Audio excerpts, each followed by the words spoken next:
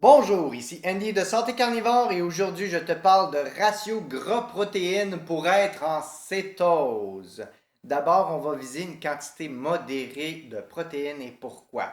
Parce qu'on ne veut pas que ça devienne notre principale source d'énergie. Si c'est le cas, ça surcharge le foie et à long terme, tu vas tomber malade. Mais aussi parce qu'une trop grande quantité de protéines, le corps va en convertir une partie en glucose, ce qui peut nous sortir de cétose. En soi, c'est pas très grave. Ça m'arrive de consommer un peu trop de protéines et de sortir de cétose. Mais ça dépend de tes objectifs. Quelqu'un qui veut être toujours en cétose pour des raisons thérapeutiques, par exemple, il combat un cancer, il va falloir qu'il fasse quand même attention à sa quantité de protéines ingérées. On va viser un 20 à 30 de calories provenant de protéines et 70 à 80 de calories provenant du gras. Donc un ratio de 70-30 ou 80-20.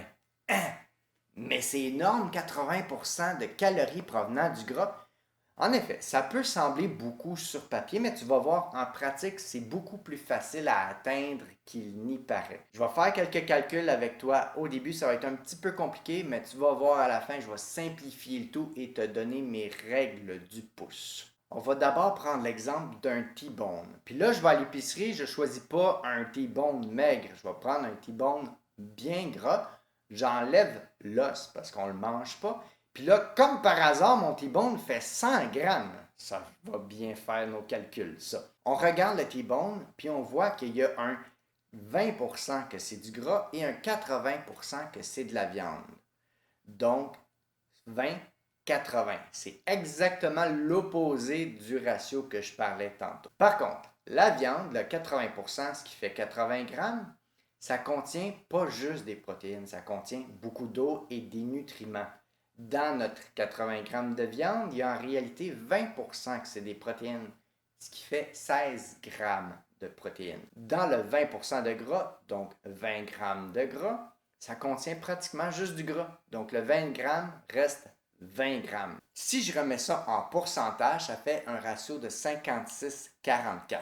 Bon, on est encore loin de 70-30 ou 80-20, mais on se rapproche. Il y a une autre chose qu'il faut savoir, c'est que là, je parlais de grammes, mais la cible, elle, est en calories. Un gramme de protéines, c'est 4 calories. Un gramme de gras, c'est 9 calories. Et là, ça change tout. Il faut encore faire un autre calcul. Je prends mon 16 grammes de protéines multiplié en 4 calories, ça fait 64 calories provenant de protéines.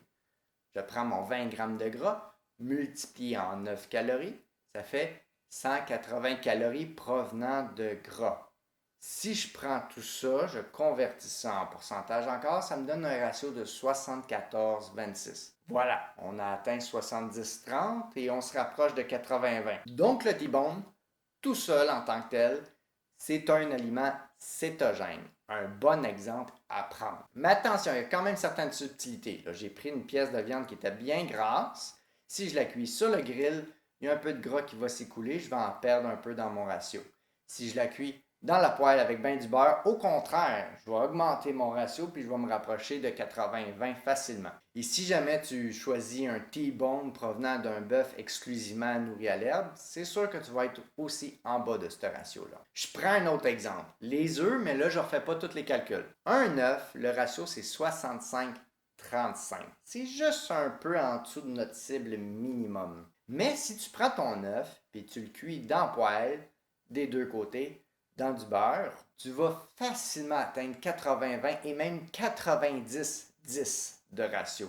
Et ça, retiens ça. Ça, les œufs cuits dans la poêle, c'est bien gras. C'est parfait pour accompagner une viande qui est juste un peu trop maigre. Ça vient balancer le tout. Sinon, au quotidien, là, faire des calculs, avoir des ratios, c'est compliqué, c'est pas pratique, on n'a pas envie de faire toujours ça. Moi, c'est bien rare que je le fais. Donc, c'est là qu'interviennent les règles du pouce. J'en ai trois pour toi. Première règle du pouce. Si j'ai accès aux valeurs nutritionnelles, le petit papier, ou je cherche sur Internet, je vais regarder le gras et les protéines, mais je ne vais pas convertir ça en calories.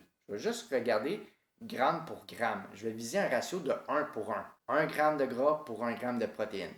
Là, ça, c'est facile à retenir. En calories, ça équivaut justement à 70 30. Donc 1 pour 1, je sais que je suis à mon minimum dans mon ratio. Je peux rajouter un peu de beurre lors de la cuisson et ça va être parfait. Deuxième règle du pouce, ben, c'est d'y aller à l'œil. J'ai toujours en tête un T-bone ou un steak de côte, qui est comme deux bons exemples de ratio gras-protéines. Quand je vois une autre pièce de viande, ben, je compare avec ça. Si je vois qu'il y a autant de gras, parfait. Si je vois que ça en a moins, ben, je vais devoir rajouter du gras à quelque part. Troisième règle du pouce, se fier à notre corps, à notre goût. Quand on est carnivore ou céto, c'est pas très long qu'on finit par le savoir. Si on mange un steak, une pièce de viande qui est trop maigre, on va manger, manger, manger, puis rendu à un certain point, on n'aura plus envie de manger ça. On va vouloir autre chose, puis on va avoir encore faim. On va peut-être même avoir envie de manger du beurre. Ben là, c'est le temps d'écouter notre corps. Il nous dit, j'ai pas eu assez de gras. Le corps, il n'est pas idiot, hein? C'est une belle machine. Il sait tout ça qu'il a besoin de gras, qu'il a besoin de protéines et d'autres nutriments. Les protéines, c'est ce qui déclenche le plus la sensation de satiété dans notre corps, mais suivi de très près par le gras. Ça prend les deux. Donc, en résumé, choisis des pièces de viande qui sont bien grasses, tu vas tomber dans les bons ratios. Si ta pièce de viande est un petit peu trop maigre, rajoute des œufs en accompagnement, ça va bien aller. Et si vraiment tu as des pièces de viande qui sont trop maigres, ben là tu te fabriques une sauce. Moi j'aime bien faire de la sauce hollandaise à base de jaune d'œuf et de beurre. Je ne calcule pas la quantité de sauce que je consomme. J'y vais juste selon comment je me sens, comment j'ai envie d'en manger. Dernier petit truc, des retailles de gras de bœuf cuits dans le poêle avec un petit peu de sel. C'est délicieux. Toi aussi, tu as sûrement des trucs. Rajoute-moi ça dans la zone commentaire. Je vais lire ça attentivement. Pour les autres, n'hésitez pas à aimer ma vidéo, partagez-la, abonne-toi à ma chaîne YouTube. Comme ça, on va pouvoir se retrouver lors de la prochaine vidéo. Et sur ce, santé carnivore!